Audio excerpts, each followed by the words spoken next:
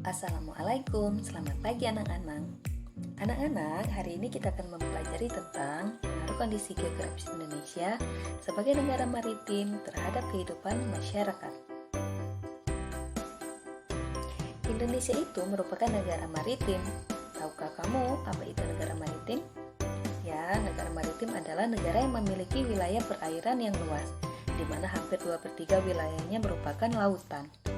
Nah, kondisi geografis Indonesia sebagai negara maritim dan kepulauan ini menyimpan potensi yang sangat besar dalam berbagai bidang, seperti di bidang ekonomi, sosial, budaya, dan transportasi.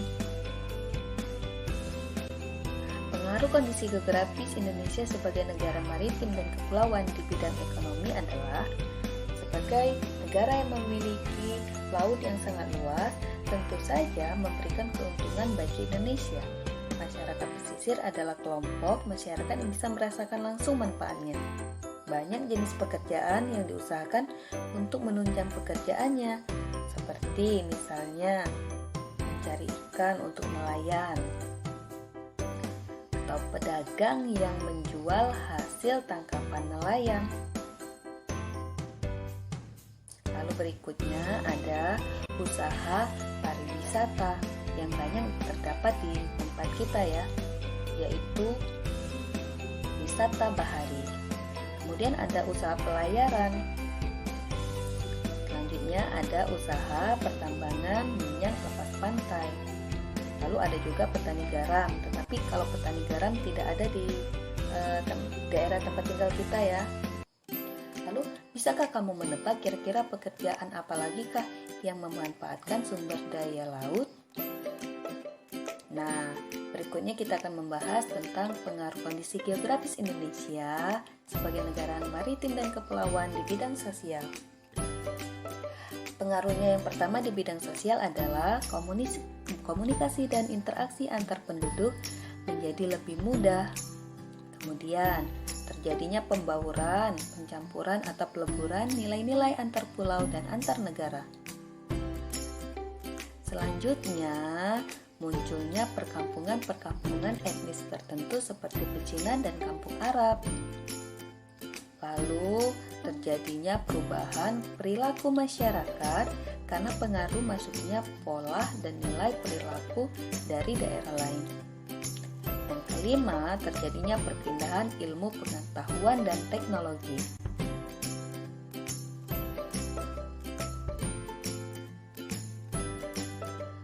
Selanjutnya kita akan melihat pengaruh kondisi geografis Indonesia sebagai negara maritim dan kepulauan di bidang budaya. Ada dampak positif dan dampak negatif dari kondisi geografis Indonesia tersebut ya. Nah, yang pertama kita bahas dampak positifnya dulu. Untuk dampak positif, bisa kita lihat budaya Indonesia menjadi lebih dikenal dunia. Hal ini karena ramainya perdagangan dan pariwisata yang ada di Indonesia. Kemudian yang kedua, munculnya keberagaman budaya dan adat akibat budaya luar. Seperti contohnya, wayang. Wayang yang ada di Jawa itu terinspirasi dari cerita dari India. Lalu ada juga kesenian keroncong, di mana terinspirasi dari negara Portugis. Nah, untuk nomor 3, ini adalah dampak negatif ya. Jadi masyarakat lebih mengenal budaya asing.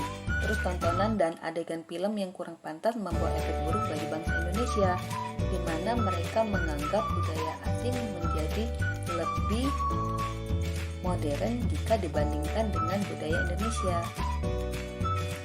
Nah, ciri keberagaman budaya lokal itu ada 4. Yang pertama bisa dilihat dari keragaman suku bangsa. Indonesia memiliki suku bangsa yang sangat beragam. Contohnya di Sumatera Utara ada suku Batak. Kalau di Jakarta ada Betawi. Kalau di Kalimantan ada suku Dayak.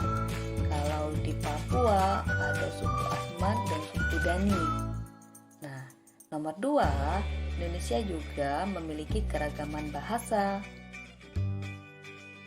di mana ada banyak sekali bahasa daerah, tetapi kita tetap menggunakan bahasa nasional terkenal yaitu bahasa Indonesia. Kemudian juga ada keragaman religi, di mana di Indonesia terdapat 6 agama yang diakui, yaitu Islam, Katolik, Kristen, Hindu, Buddha, dan Konghucu. Lalu ada juga keragaman seni dan budaya, yang wujudnya adalah seni tari, seni musik, seni drama, pertunjukan, dan lain sebagainya. Nah, pengaruh kondisi geografis Indonesia sebagai negara maritim dan kepulauan di bidang transportasi itu membuat Indonesia terpacu untuk mengembangkan dan membangun industri pesawat dan perkapalan. Ini adalah dampak positifnya ya. Kalau dampak negatifnya, program pembangunan tidak seimbang. Hal ini menyebabkan adanya daerah yang sangat maju dan ada juga daerah yang sangat tertinggal. Nah, karena Indonesia merupakan negara kepulauan dan negara maritim, maka Indonesia memiliki bandara dan pelabuhan. Ada beberapa pelabuhan terkenal yang terdapat di Indonesia. Yang pertama adalah Bandara Sultan Iskandar Muda yang terdapat di Aceh, kemudian ada Bandara Kuala Namu terdapat di Sumatera Utara, ada Bandara Soekarno-Hatta di Banten, kemudian ada Bandara Adi Sucipto di Yogyakarta. Berikutnya ada Bandara Juanda yang ada di Jawa Timur,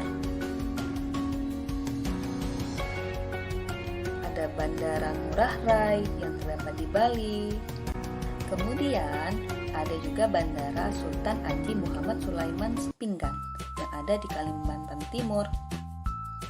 Berikutnya ada Bandara Sultan Hasanuddin yang terdapat di Sulawesi Selatan. Ada Bandara Patimura yang terdapat di Maluku. Kemudian ada Bandara Sentani. Nah, Bandara Sentani ini terdapatnya di Papua. Berikutnya, setelah bandara, kita akan melihat pelabuhan-pelabuhan yang ada di Indonesia.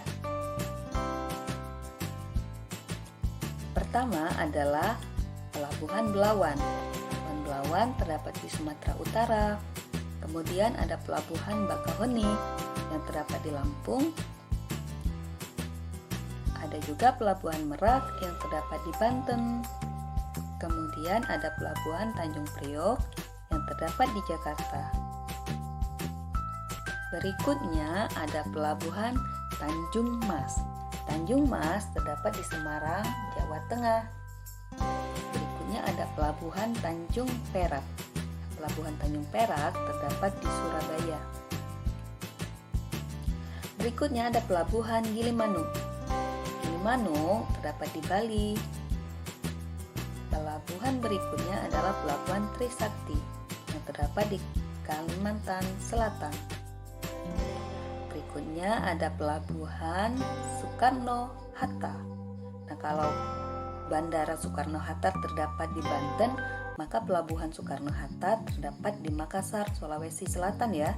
Jangan terbalik. Nah, selanjutnya ada Pelabuhan Kaiman yang ada di Papua Barat. Anak-anak, tahukah kamu di Kepulauan Bangka Belitung juga ada pelabuhan dan bandara? Nah, bandara yang terkenal di Bangka Belitung adalah Bandara Depati Amir yang terdapat di Pangkal Pinang. Kemudian, pelabuhan yang terkenal juga ada di Pangkal Pinang, yaitu Pelabuhan Pangkal Balam. Walaupun di daerah lain juga banyak terdapat pelabuhan. Seperti contohnya di daerah kita ada Pelabuhan Tanjung Gudang ya. Nah, anak-anak, sampai di sini dulu untuk pembelajaran hari ini. Sampai jumpa pembelajaran berikutnya.